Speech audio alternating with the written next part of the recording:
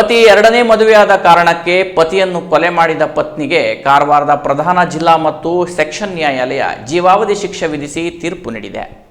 ಭಟ್ಕಳ ಮೌಲಾನಾ ಆಜಾದ್ ರಸ್ತೆಯ ನಿವಾಸಿ ರೇಷ್ಮಾ ಖಾನ್ ಶಿಕ್ಷೆಗೊಳಗಾದ ಮಹಿಳೆ. ಈಕೆಯು 2017ರ ಫೆಬ್ರವರಿ 17ರಂದು ಪತಿಯಾದ ಅಬ್ದುಲ್ ನಾಸಿರ್ಗೆ ನಿದ್ರೆ ಮಾತ್ರೆ ಕೊಟ್ಟು ಮಲಗಿಸಿ ವೇಲ್ನಿಂದ ಆತನ ಕುತ್ತಿಗೆ ಹಿಸುಕಿ ಕೊಲೆ ಮಾಡಿದಳು. ನಂತರ ಮಲಗಿದಲ್ಲೇ ಆತ ಮೃತಪಟ್ಟಿದ್ದಾನೆ ಎಂದು ನಾಟಕವಾಡಿದಳು.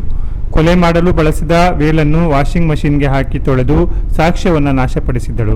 ಆದರೆ ಆಕೆಯ ವರ್ತನೆಯಿಂದ ಅನುಮಾನಗೊಂಡಿದ್ದ ಮೃತರ ಸಹೋದರನ ಪುತ್ರ ಭಟ್ಕಳ ಶಹರ ಪೊಲೀಸ್ ಠಾಣೆಗೆ ದೂರು ನೀಡಿದ್ದನು.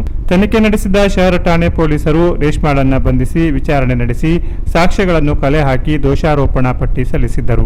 ಪ್ರಕರಣದ ವಿಚಾರಣೆ ನಡೆಸಿದ ಪ್ರಧಾನ ಜಿಲ್ಲಾ ಮತ್ತು ಸೆಷನ್ಸ್ ನ್ಯಾಯಾಲಯದ ಡಿಎಸ್ ವಿಜಯಕುಮಾರ್ ಅವರು ಅಪರಾಧ ಸಾಬೀತಾದ ಕಾರಣ ಅಪರಾಧಿಗೆ ಜೀವಾವಧಿ ಶಿಕ್ಷೆ ವಿಧಿಸಿ ತೀರ್ಪು ನೀಡಿದ್ದಾರೆ. ಜೊತೆಗೆ 6,000 ರೂಪಾಯಿ ದಂಡ ತುಂಬುವಂತೆ ಆದೇಶಿಸಿದ್ದಾರೆ.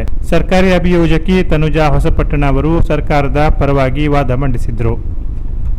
Canara plus news Bhatkal.